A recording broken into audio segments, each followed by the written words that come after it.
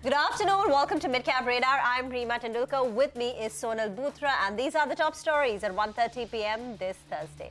A surprise Democrat performance in the U.S. midterms hurt the world markets even as inflation concerns loom. Auto consumer durables bear the brunt, while healthcare energy exhibit resilience. Lupin surges in trade over 8% after sales in US market recover. Management expects the successive quarters to look much better. Says they could see an exit run rate of 17 to 18% margins in FY23.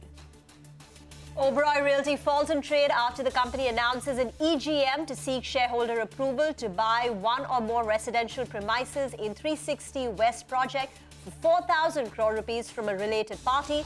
The street concerned about the quantum and timeline for the cash outgo and the funding of the acquisition.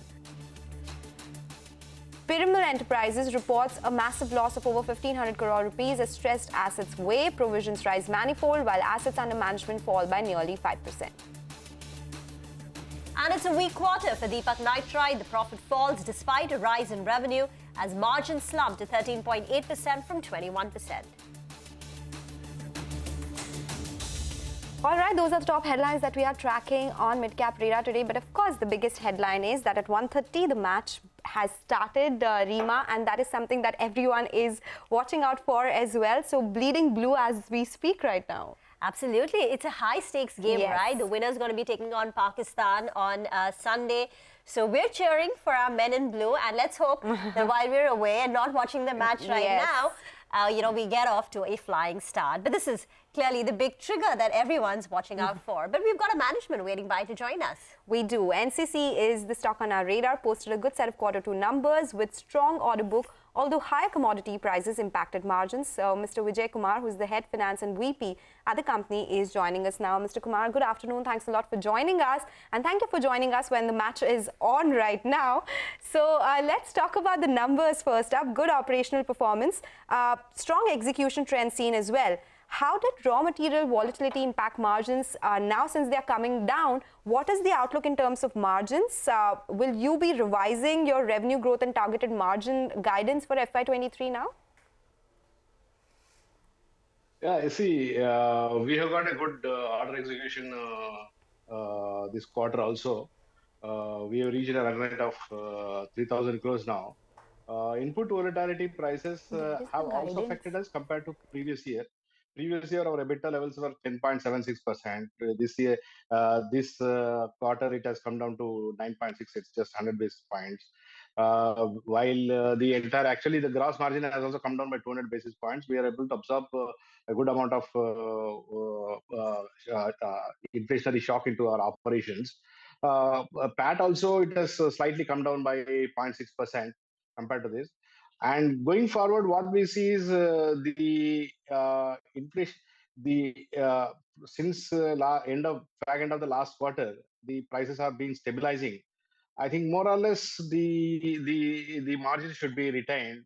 But however, the global uncertainties are there. There is a lockdown in China, and there is energy shocks that's all happening in Europe.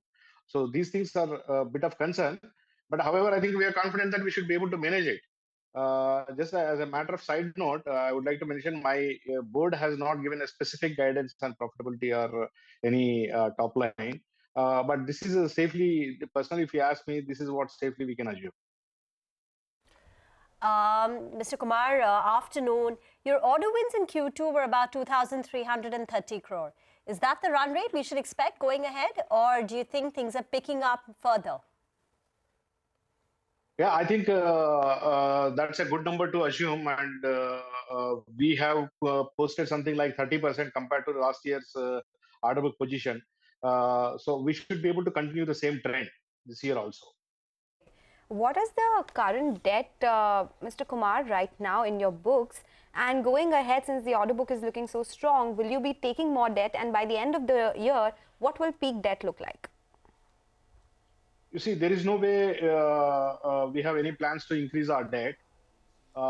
Even this quarter, and if you see, it has come down to 1,985 crores compared to the quarter last year. It is lower by 2,020 crores. So I think we will be maintaining the same debt levels. We have no plans of increasing it. In fact, our working capital levels are also coming down. Possibly there will be a decline in the debt levels also. What's the current debt number? I couldn't hear you properly, please. Could you tell us what is the current long-term debt and the working capital? Long-term debt, we don't have much of a big number in our books. It's like 150, 170 crores. That will eventually come down. But the overall working capital debt is something like 1,800 crores, which is adding to the balance sheet. But however, this number is still lower compared to the previous, compared to the quarter in the previous year. Okay.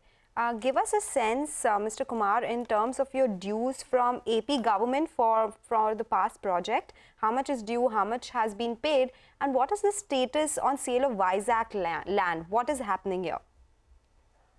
Yeah, I'll answer the first question. The AP position is more or less it's the same as last quarter. There were outstanding receivables of 500 crores in the books. So I think that that is remaining, but we are getting a small amounts of payments here and there.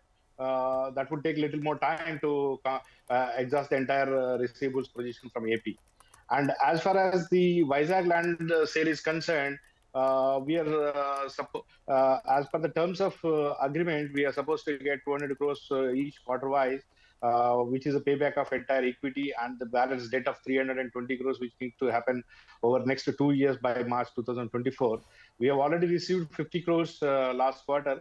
This quarter, this September quarter, we were supposed to receive 50 crores, which they have short time up to December. I think we should be able to receive by December and another 50 crores. All right. Okay, Mr. Kumar, thanks a lot for joining us and giving us all those details and the outlook for business as well. That's the word coming in from NCC. Good set of numbers, but the stock absolutely flat as we speak. We'll do one thing. We'll slip into a short break now. We'll get you more on markets and stock-specific action. Stay tuned.